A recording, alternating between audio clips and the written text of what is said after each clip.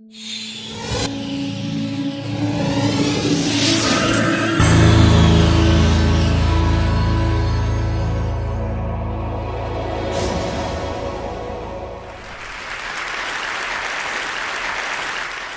I was a child, I always wanted to be a superhero. I wanted to save the world and then make everyone happy. But I knew that I'd need superpowers to make my dreams come true. So I used to embark on these imaginary journeys to find intergalactic objects from planet Krypton, which was a lot of fun but didn't yield much result.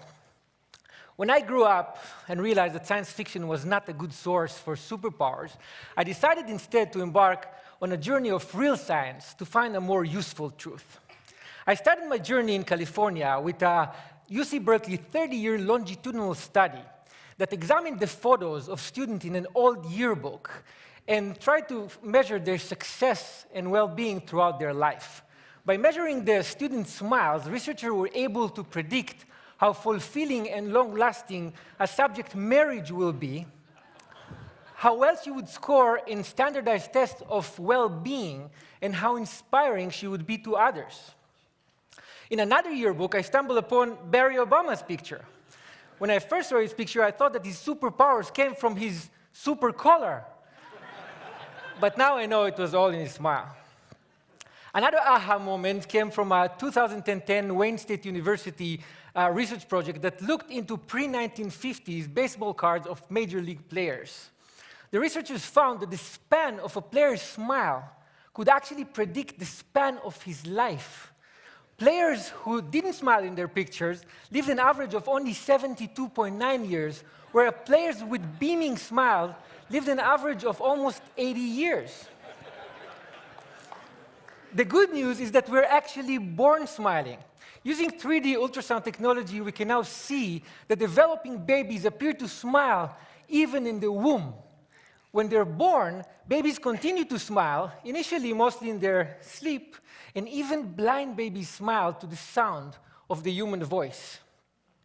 Smiling is one of the most basic biologically uniform expressions of all humans.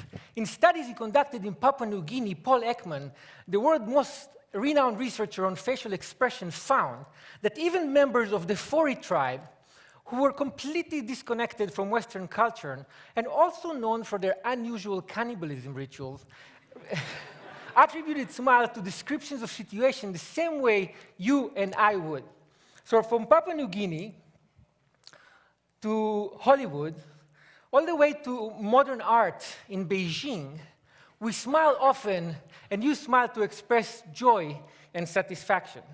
How many people here in this room smile more than 20 times per day? Raise your hand if you do. Oh, wow.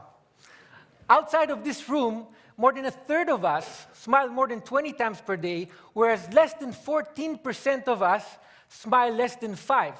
In fact, those with the most amazing superpowers are actually children who smile as many as 400 times per day. Have you ever wondered why being around children who smile so frequently make you smile very often? A research study at Uppsala University in Sweden found that it's very difficult to frown when looking at someone who smiles. You ask why? Because smiling is evolutionarily contagious, and it suppresses the control we usually have on our facial muscles.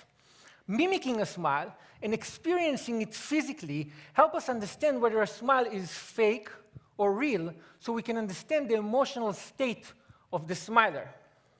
In a recent mimicking study at the University of Clermont-Ferrand in France, subjects were asked to determine whether a smile was real or fake while holding a pencil in their mouth to repress smiling muscles. Without the pencil, subjects were excellent judges, but with the pencil in their mouth, when they could not mimic the smile they saw, their judgment was impaired. In addition to theorizing on evolution in the origin of species, Charles Darwin also wrote the facial feedback response theory. His theory states that the act of smiling itself actually makes us feel better, rather than smiling being merely a result of feeling good. In his study, Darwin actually cited the French neurologist Julien Duchamp, who used electric jolts to facial muscles to induce and stimulate smiles. Please don't try this at home. In a related German study, researchers used fMRI imaging to measure brain activity before and after injecting Botox to suppress smiling muscles. The findings supported Darwin's theory by showing that facial feedback modifies the neural processing of emotional content in the brain in a way that helps us feel better when we smile. Smiling stimulates our brain reward mechanism in a way that even chocolate, a well-regarded pleasure inducer, cannot match.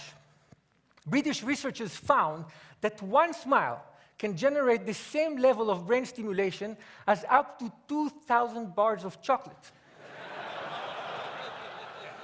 Wait, the same study found that smiling is as stimulating as receiving up to 16,000 pounds sterling in cash. That's like 25 grand a smile. It's not bad.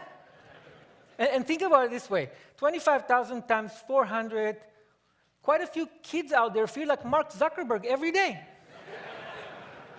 And unlike lots of chocolate, lots of smiling can actually make you healthier. Smiling can help reduce the level of stress-enhancing hormones like cortisol, adrenaline, and dopamine, increase the level of mood-enhancing hormones like endorphin, and reduce overall blood pressure. And if that's not enough, smiling can actually make you look good in the eyes of others. A research study at Penn State University found that when you smile, you don't only appear to be more likable and courteous, but you actually appear to be more competent. So whenever you want to look great and competent, reduce your stress, or improve your marriage, or feel as if you just had a whole stack of high-quality chocolate without incurring the caloric cost, or as if you found 25 grand in a pocket of an old jacket you hadn't worn for ages, or whenever you want to tap into a superpower that will help you and everyone around you live a longer, healthier, happier life, smile.